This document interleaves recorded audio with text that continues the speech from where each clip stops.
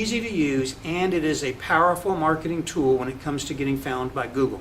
So that's the best recommendation that I can give you for using website technologies. Use WordPress. It is both a website and a blog. Okay, you're going to tell stories. What kind of stories are you going to tell? Well, first and foremost, you want to tell stories about how you solve problems. That's the ideal kind of story. We're going to talk about the storytelling process, the problem solution process here in just a moment.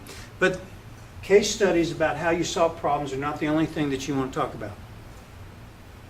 You can talk about, for example, testimonials. If you can get video testimonials from your customers and put them on your website, nothing is more powerful than a live, real, honest-to-gosh video testimonial from a customer.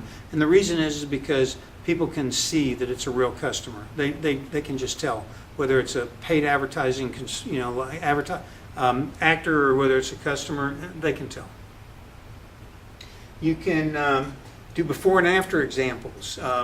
That works in a lot of cases. You can talk about how you treat your employees and how you train your employees. For some businesses, how you treat and train your employees is an important thing, especially if there's a possibility that there'll be a long-term service relationship, like for air conditioning companies and roofing companies and that kind of thing.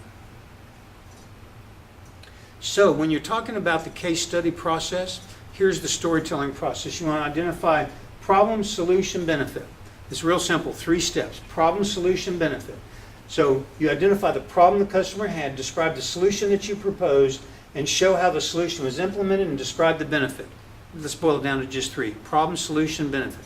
I had a customer who had this problem. I proposed this solution, it worked, and they got this benefit from it. That's the storytelling process. And typically you want to tell that story in about 300 to 400 words maximum. 300 words plus or minus. Why 300 words?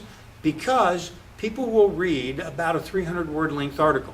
But if you land them on a page where they've got to scroll down so far that they can see it's going to take time, people can read a 300 word article in about 1 or 2 minutes. It's going to take them longer to read a longer article, and so you're going to lose a lot of people when you do a longer article. So keep your articles short.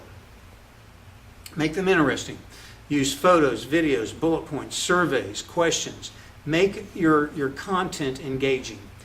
Make it immediately obvious when they land on a page that page is the right page. So for example, if you were landing on this website, you would see an air conditioner. If you're looking for an air conditioning related service, you know you're on the right page immediately because the air conditioner picture tells the story. You're in the right place. There's a call to action right over here. Call now. The phone number